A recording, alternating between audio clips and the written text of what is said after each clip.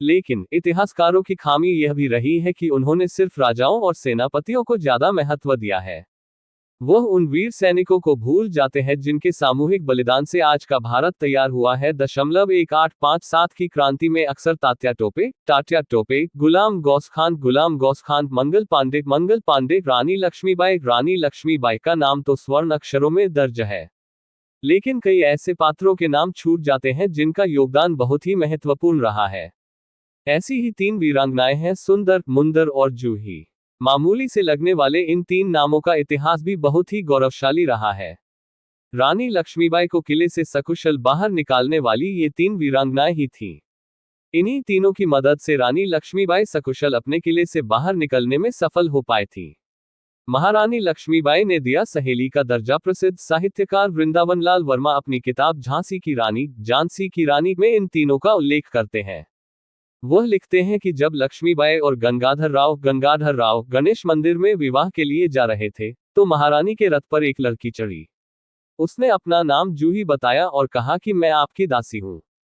रानी लक्ष्मीबाई ने उससे कहा कि अगर सहेली के रूप में रहना है तो रुक जाओ, अगर दासी बनना है तो अभी चली जाओ। थोड़ा आगे बढ़ने पर सुंदर और मुंदर रथ पर चढ़ती है। वह भी अपना परिचय दासी के रूप में देती है और लक्ष्मीबाई उन्हें भी अपनी सहेली बना लेती है। महारानी ने किया प्रशिक्षित। महारानी लक्ष्मीबाई इन तीनों से पूछती हैं कि क्या तुम्हें तलवारबाजी, घुड़सवारी, कुश्ती जैसी कलाएं आती है? तो वह कहती हैं कि उन्हें सिर्फ नृत्य और गायन आता है। महारानी लक्ष्मीबाई उन तीनों को प्रशिक्षित करना शुरू करती है। वह उन्हें तलवारबाजी और घुड़सवारी जैसे गुर सिखाती थी। खेल खेल में शुरू हुआ ये प्रशिक्षण भविष्य में बहुत काम आया। जब रानी लक्ष्मीबाई को झांसी के किले से बाहर निकलना था, तो इन तीनों ने इसकी जिम्मेदारी उठाई थी। रानी के लिए दी प्राणों की आहुति। इतिहासकार हिस्टोरियन हरगोविंद कुशवाहा बताते हैं कि 7 जून की रात जब रानी लक्ष्मीबाई ने किला छोड़ने का फैसला लिया, उस समय अंग्रेज उन पर हावी थे। रानी लक्ष्मीबाई ने अपने बेटे दामोदर राव को पीठ पर बांधा और किले की सबसे ऊंची दीवार की तरफ प्रस्थान किया। सुंदर, मुंदर और जूही उनके साथ थी।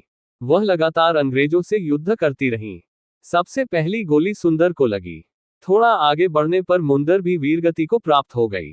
खुदान स्थल के पास तक पहुंचते पहुंचते जूही को भी एक गोली लगी और उनका भी देहांत हो गया था। दोस्तों, दूसरा पार्ट देखने के लिए हमारी कहानी अच्छी लगी हो तो चैनल को सब्सक्राइब करके बेल आइकन को जरूर ऑन करें और वीडियो को लाइक करें।